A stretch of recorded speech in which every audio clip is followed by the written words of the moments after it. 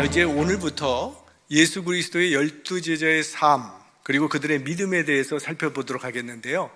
예수님의 12제자 하면 굉장한 사람들이라고 생각하기 쉽지만 사실 예수님께서 택하신 이 12명의 제자들은 그다지 특출난 면이 없는 아주 평범한 그런 사람들입니다. 그러니까 우리들과 별반 다름이 없는 지극히 평범한 사람들이었습니다. 서론으로 몇 가지 우리 구체적으로 한 인물, 우리 베드로를 살펴보기 전에 전체 우리 12제자의 모습을 우리가 간단히 요약을 해보면 이렇게 요약할 수 있습니다. 첫째는 예수님의 12제자들은 영적인 이해력이 우둔한 사람들이었다는 겁니다. 그래서 예수님으로부터 깨우침이 더디다 라고 하는 책망을 많이 받았습니다. 예수님께서는 하나님 나라의 비밀을 주로 비유로 말씀을 하셨어요. 그러면 예수님께서 비유를 다 드신 다음에는 제자들이 주님, 비유가 너무 어려워서 잘 모르겠습니다. 좀 쉽게 설명을 해 주셨으면 좋겠습니다. 늘 이렇게 제자들은 대답을 했고 예수님께 아랬고, 그러면 답답하신 예수님께서 너희가 아직까지 깨달음이 없느냐 이런 말씀 많이 하셨어요. 어떤 때는 제자들을 향해서 미련하고 믿기를 더디 믿는 자들이요, 이런 책망까지도 예수님께서 하셨습니다. 그러니까 굉장히 마음이 답답하셨던 거죠, 예수님이. 왜? 영적인 이해력이 아주 우둔하기 때문에, 제자들이. 그리고 그와 함께 또 그들은 자존심은 또 굉장히 강한 사람들이었어요. 한 번은 예수님과 함께 길을 가면서도 자기들끼리 싸웠다고 했습니다. 누가 더 크냐? 그거 갖고 논쟁을 벌였다고 했어요. 그걸 보고 예수님께서 누구든지 으뜸이 되고자 하는 자는 모든 사람을 섬기는 종이 되어야 하리라, 그런 말씀을 하셨죠.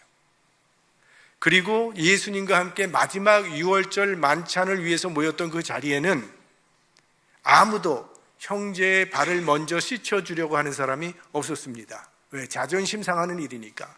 보통 아랫사람이 윗사람의 발을 씻어줘야 되는데 누구도 자기보다 윗사람이 있다고 인정을 하고 싶지가 않은 거죠. 그러니까 예수님이 손수 허리에 수건을 두르시고 제자들의 발을 씻어주신 것이죠. 자존심 강한 사람들이에요. 또 믿음이 사실은 굉장히 부족한 사람들이었습니다.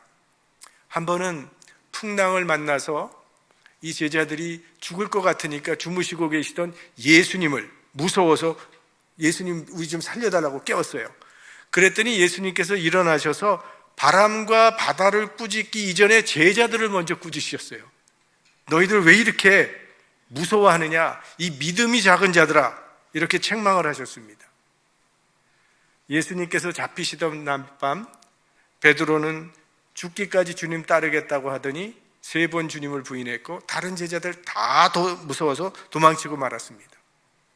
그러니까 예수님의 12제자는요 이처럼 참 부족하고 어리석고 참 우둔하기 짝이 없는 사람들이었는데, 그럼에도 불구하고 이들이 예수님께서 나를 따르라 하실 때에 자기 인생을 예수님께 걸고 모든 거 버리고 따랐던 사람들입니다. 그러니까 이 사람들이 그래도 믿음은 있었던 사람들이에요.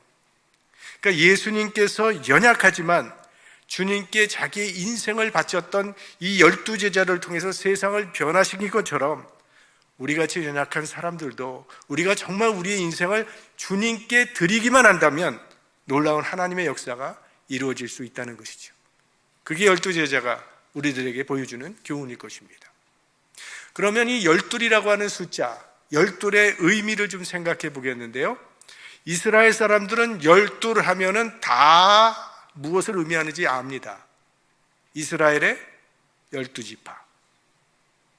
구약에서 하나님의 백성을 대표하는 것이 12지파라면 신약에서 하나님의 백성을 대표하는 것이 12사도. 이렇게 숫자의 의미가 중요하기 때문에 가룟 유다가 죽은 후에 마띠아를 뽑아서 12이라고 하는 숫자를 다시 채워놓은 것입니다. 자, 이스라엘은 12지파였지만 구약에 그들은 결국 성경을 읽어보면 하나님의 은혜를 저버렸습니다. 그래서 그들의 종교는 율법적이 되어버렸고 위선적이 되어버렸고 외식적이 되어버리고 아주 무의미한 의식으로 전락되어 버렸어요. 그래서 예수님께서 열두 사도를 선택하신 것은 이제 새 이스라엘을 시작하신다고 하는 선언입니다. 그래서 누가복음 22장 29절 30절 말씀 우리 함께 읽어보겠습니다. 내 아버지께서 나라를 내게 맡기신 것 같이 나도 너희에게 맡겨 너희로 내 나라에 있어 내 상에서 먹고 마시며 또는 보좌에 앉아 이스라엘 12지파를 다스리게 하려 하노라. 이게 지금 예수님의 제자들을 향해서 하신 말씀이거든요. 그러니까 12사도가 이제 새 이스라엘의 지도자가 될 것이라는 그런 말씀입니다. 즉 구약에는 혈통을 통해서 하나님의 백성이 되는 것처럼 되어 있지만 이스라엘의 12지파처럼, 그러나 이제는 더 이상 혈통이 아니라 예수 그리스도의 십자가와 부활을 통해서 탄생하게 될 새로운 이스라엘의 대표자고 지도자가 될 것이라고 이제 12사도를 세우신 겁니다. 자, 이제는 대충 이렇게 12사도에 대한 서론을 마치고요, 베드로라고 하는 인물을 살펴보도록 하겠습니다. 베드로는 예수 그리스도의 수제자예요. 성경에는 예수님의 12제자 이름이 4군데 나옵니다. 그런데 항상 시몬 베드로의 이름이 제일 먼저 기록되어 있습니다. 그 중에 마태복음 10장 2절 말씀을 보겠는데 한국말 성경에는 이게 잘 안 나타나 있어서 영어 성경으로 썼어요. 같이 읽어봐요. The names of the 12 apostles are these. First, Simon, who is called Peter. 자, 이렇게 되어 있죠. 거기 보면은 first라고 하는 단어가 나오죠. 이게 헬라어의 프로토스라고 하는 단어를 영어로 first라고 번역을 한 겁니다. 이게 무슨 뜻인가 하면 리더라는 뜻입니다. chief, 거기에 추장이라는 그런 뜻을 갖고 있습니다. 그러니까 베드로가 등장할 때면요, 항상 베드로의 이름이 먼저 나옵니다. 그리고 다른 제자들과 함께 있을 때도요, 보면은 베드로가 나가서서 대표적으로 이야기하는 거 보면 베드로는 12제자의 리더 역할을 했다는 것을 우리가 알 수가 있어요. 그래서 예수님 외에 사복음서에 가장 많이 나오는 이름이 바로 베드로입니다. 100번 이상 베드로라고 하는 이름이 나오게 됩니다.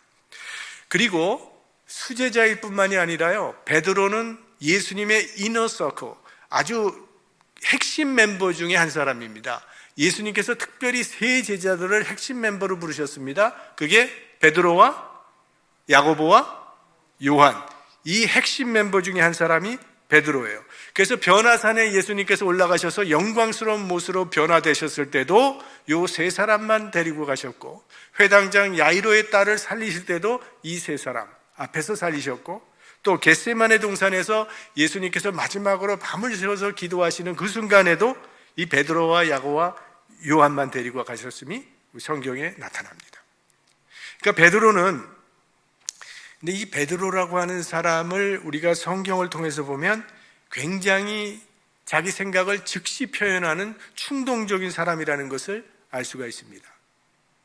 여러분 학생 시절에 어떠셨어요? 선생님이 무슨 질문하면 손 번쩍 들고 여러분 대답하셨습니까?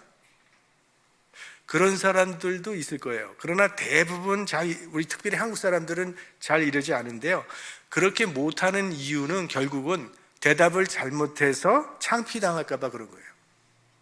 근데 베드로는 제일 먼저 손 들고 말하는 사람이에요. 생각이 떠오르면 즉시 말로 표현하고 말이 나오면 그대로 행하는 사람이 베드로예요. 그래서 예수님께 칭찬도 많이 받았지만 책만도 그만큼 많이 받았어요. 가장 유명한 이야기는 마태복음에 나오는 가이사랴 빌립보 지방에서 있었던 이야기죠. 예수님께서 제자들에게 너희는 나를 누구나 하느냐 할 때 베드로가 같이 한번 해봐요. 주는 그리스도시요 살아계신 하나님의 아들이시니이다. 예수님이 이 고백을 들었을 때 제일 기쁘셨을 겁니다. 그래서 예수님께서 베드로를 그렇게 축복을 하셨어요. 천국 열쇠까지 약속을 하면서. 그런데 바로 그 후에 예수님께서 내가 이제 예루살렘에 가서 장로들과 대제사장들과 서기관들로부터 핍박을 받고 고난을 받고 죽임을 당할 것이라고 말씀하시니까 베드로가 또 나서죠. 주님, 안 됩니다. 절대로 그런 일이 주님에게 일어나서는 안 됩니다. 그래서 예수님으로부터 사탄아 내 뒤로 물러가라는 책망을 또 듣게 돼요.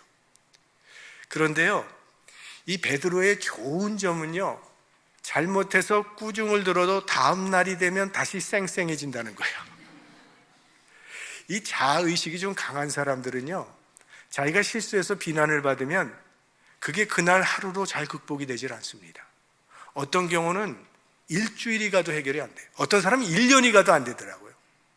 아니, 평생을 가는 사람들도 있습니다. 그러나 베드로는 오뚜기처럼 넘어지면 다시 일어서요. 꾸중 들을 때는 잠시 위축이 되지만 곧 쌩쌩하게 살아나는 사람이 베드로라고 하는 사람이. 그래서 성경에 나오는 베드로의 이야기는 요즘 말로 정말 버라이어티한 그런 이야기들이 계속 나오는 거예요. 자, 베드로는 어느 지방 출신의 사람입니까? 갈릴리. 베드로의 직업은 어부. 그의 형제는 안드레라고 하는 형제가 있습니다. 예수님께서 베드로를 부르실 때 뭐라고 부르시냐면 처음에 요한의 아들 시몬아라고 부르십니다. 그러면 베드로의 아버지의 이름은 요한입니다. 근데 이 베드로의 부모에 대한 이야기는 성경에 나오질 않습니다. 대신 베드로의 장모가 열병에 걸렸다가 주님으로부터 치료받는 이야기가 나오는데요. 아마도 베드로의 친부모는 일찍 세상을 떠난 것 같고, 그래서 아마 장모를 모시고 부인과 함께 살지 않았나 그렇게 생각이 됩니다. 그리고 베드로라고 하는 사람은 학문과는 거리가 먼 사람이에요. 사도행전을 보면 그때 산헤드린 공회의 지도자들이 이 베드로를 잡아다가 정말 그 주눅을 들게 하려고, 산헤드린 공회가 어떤 곳이에요? 그게 그 나라에서 가장 권위 있는 기관이고 정말 이 박사들만 모여있는 기관이 산헤드린 공회인데, 거기 데려다가 보면 꼼짝을 못할 거라고 생각했는데 의외로 베드로가 담대하게 설교를 했다는 겁니다. 사도행전 4장 13절 말씀, 저희가 베드로와 요한이 기탄 없이 말함을 보고 그 본래 학문 없는 범인으로 알았다가 이상히 여기며 또 그 전에 예수와 함께 있던 줄도 알고. 그러니까 베드로는 교육을 많이 받은 사람이 아닙니다. 모든 유대인들이 기본적으로 받는 회당 교육 정도를 받은 사람일 뿐이에요. 자, 그럼 베드로는 예수님과 어떻게 만나게 되었는가? 베드로가 예수님을 처음 만난 이야기는 요한복음 1장 40절에서 42절까지의 말씀에 나옵니다. 우리 한번 같이 읽어보겠습니다. 요한의 말을 듣고 예수를 좇는 두 사람 중에 하나는 시몬 베드로의 형제 안드레라. 그가 먼저 자기의 형제 시몬을 찾아 말하되 우리가 메시아를 만났다 하고 데리고 예수께로 오니 예수께로서 보시고 가라사대 네가 요한의 아들 시몬이니 장차 게바라 하리라 하시니라. 게바는 번역하면 베드로라. 자, 여기서 우리는 베드로의 본명이 무엇인지를 알게 되죠. 베드로의 본명은 시몬이었습니다. 시몬. 그러니까 이제 베드로라고 하는 이름은 예수님께서 나중에 바꿔주신, 예수님께서 새롭게 주신 그런 이름입니다. 여러분, 가톨릭에서 영세를 받으면 세례명을 하나씩 받게 되잖아요. 아마 여기서 유래된 게 아닌가라는 생각을 하는데요. 아무튼 이것이 베드로와 예수님과의 첫 만남입니다. 베드로의 형제 안드레를 통해서 베드로는 예수님께 인도되었고 예수님과 만났는데, 이 첫 만남에서 예수님께서 베드로를 향해서 가장 먼저 말씀하신 게 뭔가 하면 최초의 선언이 장차 게바라 하리라. 이게 예수님께서 베드로를 만나자마자 주신 말씀이에요. 게바라고 하는 건 아람어고 베드로는 헬라어인데 둘 다 반석이라는 뜻입니다. 그러니까 게바가 베드로예요. 그리고 반석이에요. 그런데 사복음서를 아무리 살펴봐도 이 베드로가 반석 같은 모습은 보이진 않는다는 거예요. 베드로는 생각보다 말이 앞서는 사람이라고 말을 했죠.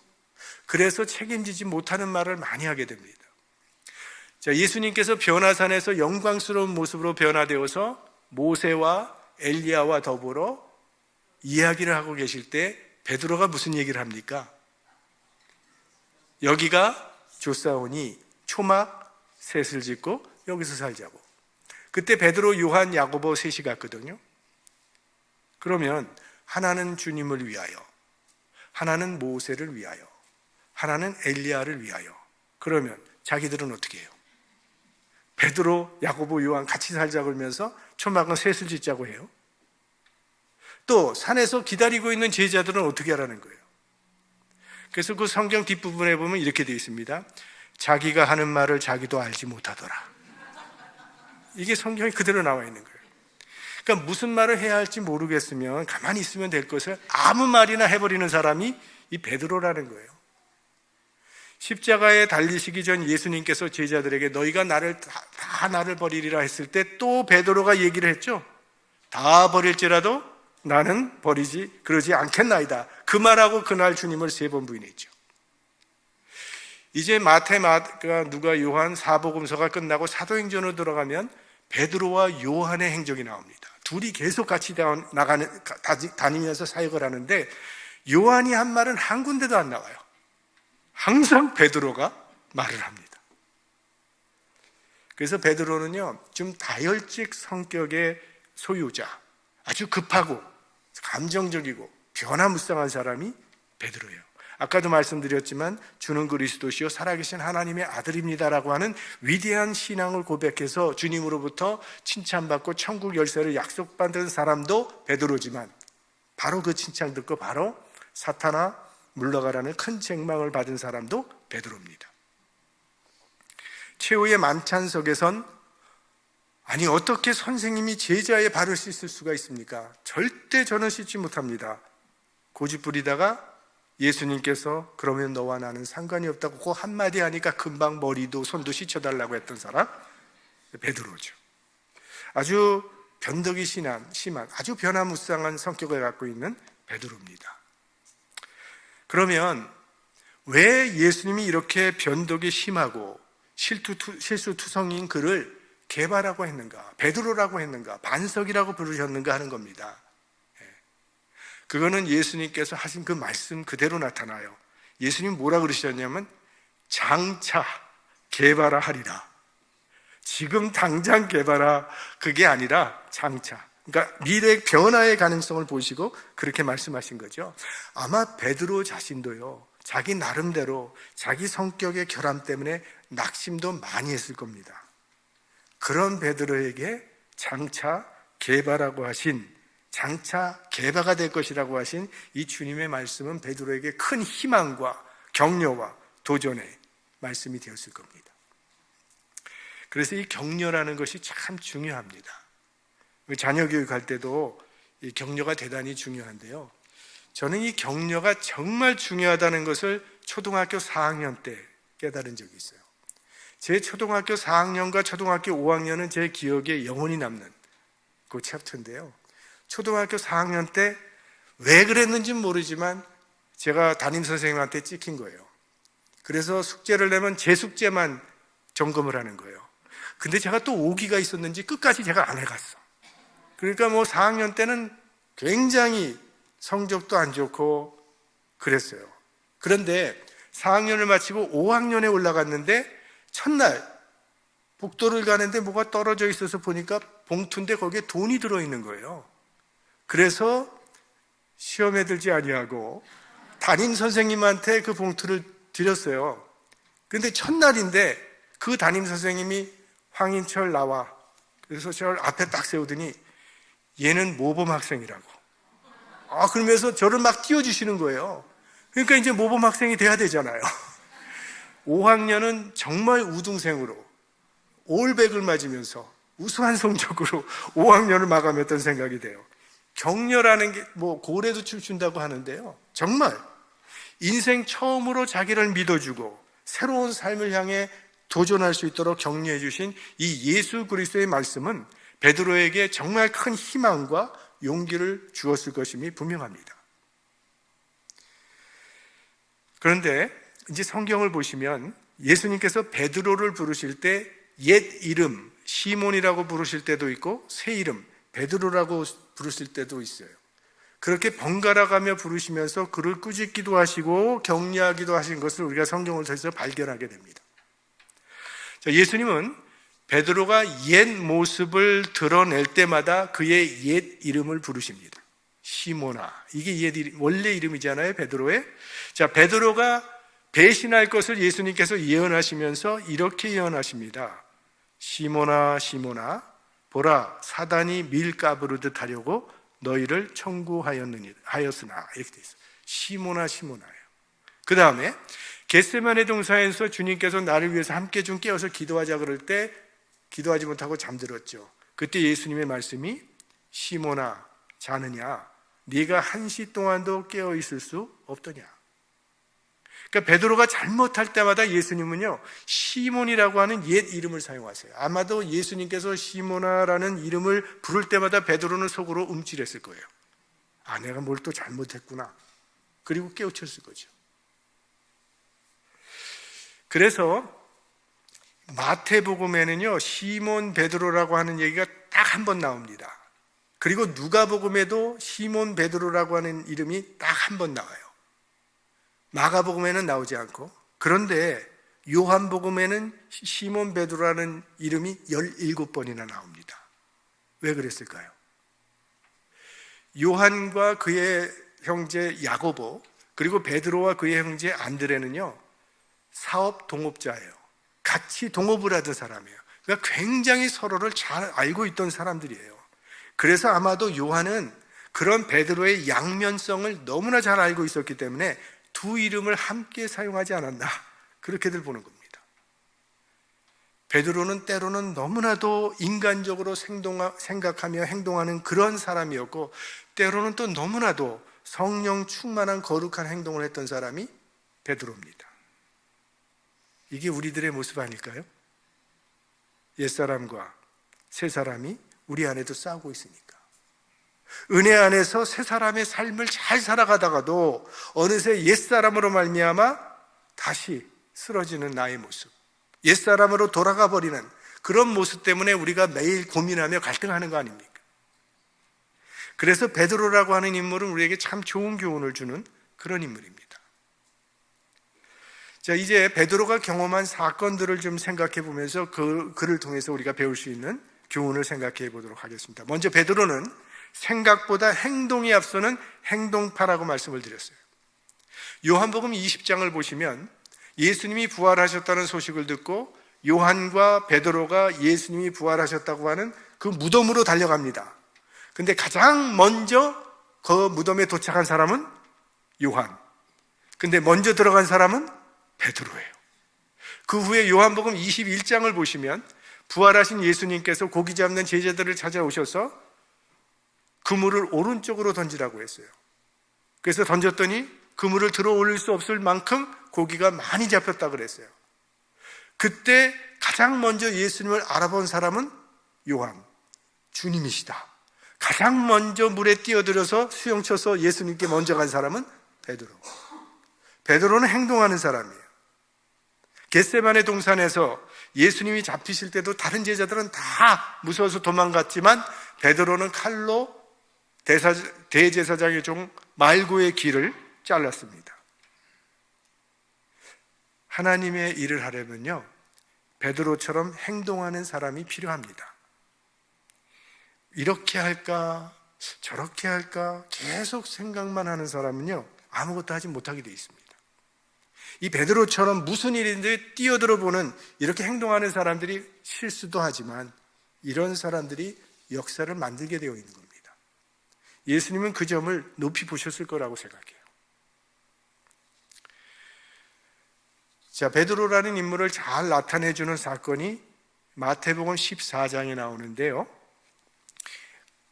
이 풍랑으로 인해서 제자들이 전진을 하지 못하고 거의 죽을 지경이 되면서 고난받고 있을 때에 예수님께서 새벽에 갈릴리 바다 위를 걸어서 그들에게 오게 됩니다. 제자들이 그 모습을 보고 유령인지 알고 비명을 질렀다고 했어요.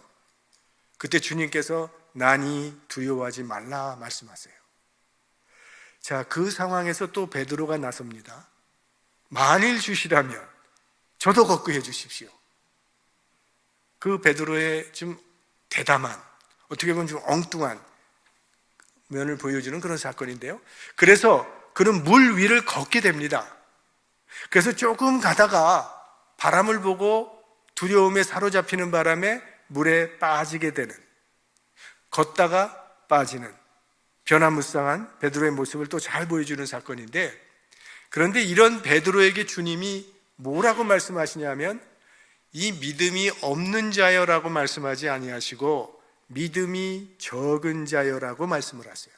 그러니까 베드로는 믿음이 없는 사람이 아니에요. 믿음이 있었어요. 만일 믿음이 없었다면 바다 위를 걷는 모험을 할 생각도 못했을 겁니다. 그는 주님의 말씀을 믿었기 때문에 바다 위를 걸었던 거예요. 자, 이렇게 행동하는 신앙인, 인류 역사상 예수 그리스도 외에는 물 위를 걸어본 사람은 유일하게 베드로 한 사람이에요.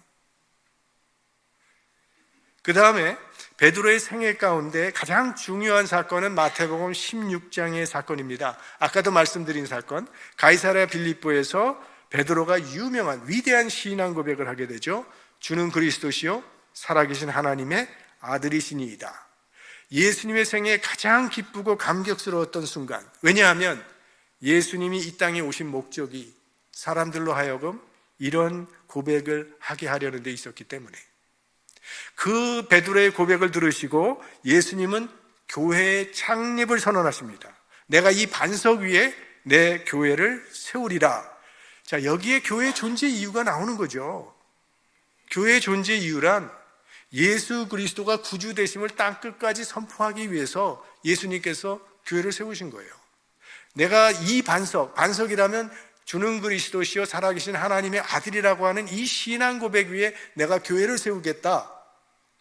이렇게 예수가 구주 되심을 땅끝까지 선포함으로 이 땅에 예수 그리스도를 구세주로 고백하는 사람이 이 땅에 가득하도록 하는 것이 교회에 주어진 존재 목적이라는 겁니다. 베드로는 그걸 우리에게 또 교훈해 주는 아주 위대한 방향 설정을 해준 그런 사도이기도 하죠.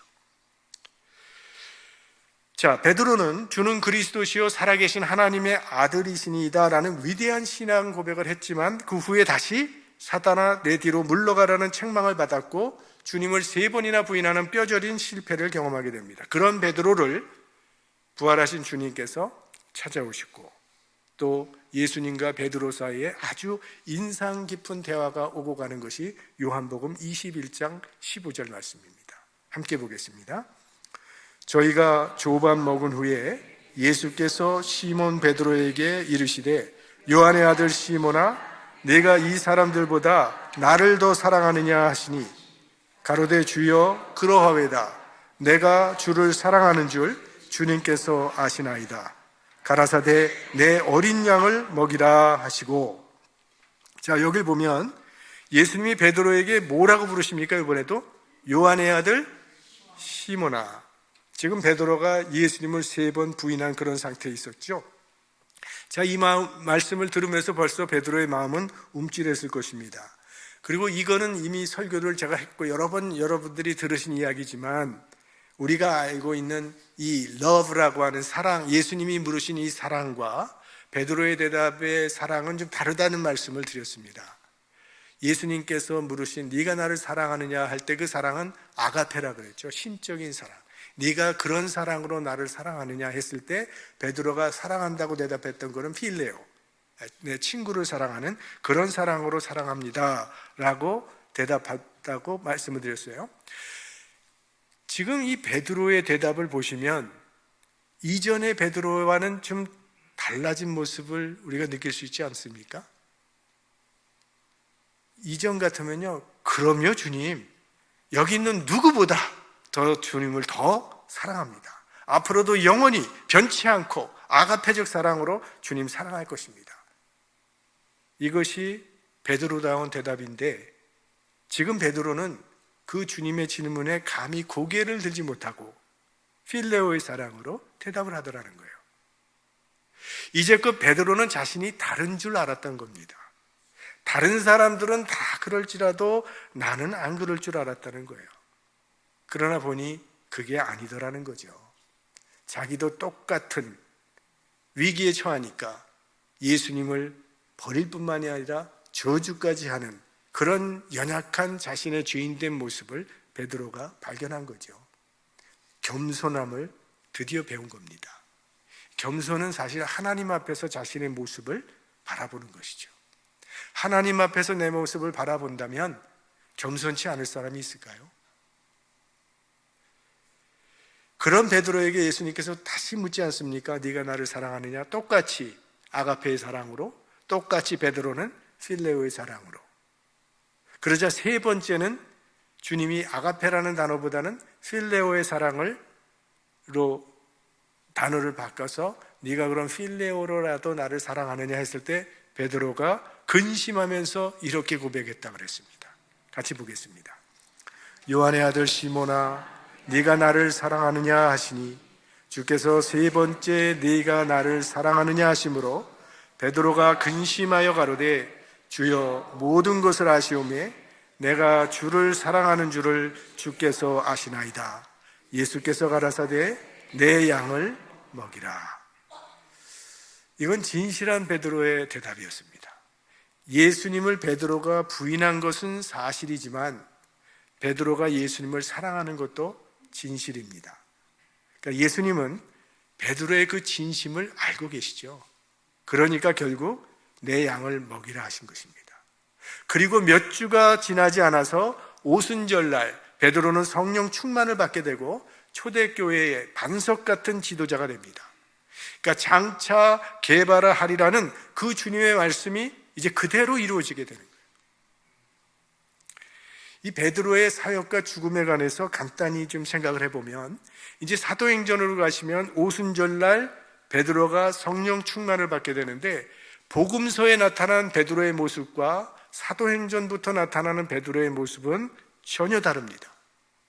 오순절날 베드로가 설교를 하면 3,000명이 회개하고 세례받고 새로운 신도가 생겼어요.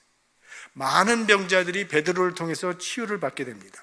사내들인 공회 앞에서도 용기 있게 담대하게 설교하는 그런 지도자의 모습이 나오는데 그런 모습을 보고 우리는 이건 성령 충만 받았기 때문이라고 얘기를 합니다. 예, 물론 성령 충만 받았기 때문인데 이 성령 충만이라는 것을 아주 순간적인 한순간에 체험하는 현상으로 생각하면 안 된다는 겁니다. 3년간 늘 주님과 함께 하면서 그가 받은 훈련과 경험 그리고 그 이후로도 말씀과 기도로 끊임없이 주님과의 교제를 통해서 베드로는 성숙한 지도자로 변화될 수 있었던 겁니다. 베드로의 죽음에 대해서는 우리 교회 야사 아마 여러분들도 많이 알고 계실 겁니다. 쿼바디스 도미네 나오죠? 베드로가 로마의 핍박을 피해서 언덕길로 피난을 도망가고 있는 그 길에서 주님을 만나게 되죠. 그리고 주님께 주님 어디로 가십니까? 라고 물었을 때 주님께서 나는 네가 버리고 간 로마의 양떼들을 돌보기 위해서 로마로 다시 들어간다. 그 대답을 듣고 베드로는 길을 돌려서 다시 로마에 들어가서 복음을 전하다가 십자가에 못 박혀 죽게 됩니다. 그런데 그 클레멘트의 증언에 의하면 베드로가 아내와 함께 체포됐다고 합니다. 그리고 그 핍박자들이 베드로를 향해서 예수를 한번 부인하게만 하면 아내를 놔주겠다라고 그렇게 오퍼를 했다는 거예요. 그때 베드로는 자기 아내를 향해서 사랑하는 내 아내여 주님을 기억하십시오. 순교를 격려했다고 합니다. 그리고 자기 차례가 됐을 때는 자기는 주님처럼 똑바로 십자가에 매달려 죽을 수 없으니까 거꾸로 매달려 달라고. 그래서 거꾸로 십자가에 못 박혀 죽으면서 주님을 찬양하며 죽었다고 그렇게 기록되어 있습니다. 그건 교회 야사지만요. 자, 그럼 우리 오늘 베드로에 대해서 생각을 해봤는데 이 베드로가 자기 인생을 돌아보면서 우리에게 남겨주고 싶은 가장 중요한 교훈이 있다면 무엇이겠습니까? 그 대답은 우리 베드로의 마지막 서신 베드로후서 3장 18절에서 찾아볼 수 있습니다. 한번 같이 합독합니다. 오직 우리 주 곧 구주 예수 그리스도의 은혜와 저를 아는 지식에서 자라가라. 영광이 이제와 영원한 날까지 저에게 있을지어다. 이게 베드로의 신앙 고백 아닐까요? 자신의 처음 모습과 지금 베드로의 생애는 결국 우리의 믿음이 성장해야 된다는 것을 교훈해 주고 있습니다. 처음 베드로의 모습 참 충동적이고 변화무쌍하고 변덕이 심했던 사람이 나중에 베드로의 모습은 아주 초대교회의 든든한 기둥 같은 그런 리더가 되었을 뿐만이 아니라 결국 순교자의 반열에 오르게 되었다는 거예요. 여러분은 처음 예수 믿을 때보다 지금 얼마나 더 믿음이 자랐습니까? 우리 갓난아이가 태어나면 얼마나 사랑스럽습니까? 안아주고 먹여주고 뭘 해도 사랑스럽죠. 그런데 만약 그 아이가 계속 자라지 아니하고 평생 아기 모습 그대로 있다면 부모의 마음이 얼마나 아프겠습니까? 우리는 그래도 거듭난 그리스도인이라고 하는 사람들인데, 물론 갓 태어나면 어느 정도 젖먹이 과정이 필요하죠. 그러나 그 후에는 성인이 되어야 하죠. 그런데 어른이 식사 시간이 되니까 젖병을 꺼내 문다면 얼마나 이거 징그럽겠습니까? 어른이 기저귀를 차고 다닌다면 이거 얼마나 창피스러운 일입니까? 우리가 신앙생활을 그렇게 오래 하고 직분을 받았음에도 불구하고 여전히 영적 어린아이 같이 살아가는 그 영적 어린아이 수준에 머물러 있는 사람들이 있다는 거예요. 영적으로 기저귀를 차고 젖병을 빨면서 신앙생활을 하는 사람이 있다는 겁니다. 우리를 향한 하나님의 뜻은 그리스도의 장성한 분량까지 자라가는 것입니다. 갈릴리 여부 베드로가 주님과 동행하면서 초대교회 기둥 같은, 반석 같은 순교자로 빚어졌던 것처럼 우리들도 날마다 주님과 동행하면서 어제보다는 오늘이, 오늘보다는 내일이 더 성숙한 그런 믿음의 사람들로 빚어지게 되기를 우리 주님의 이름으로 축원합니다.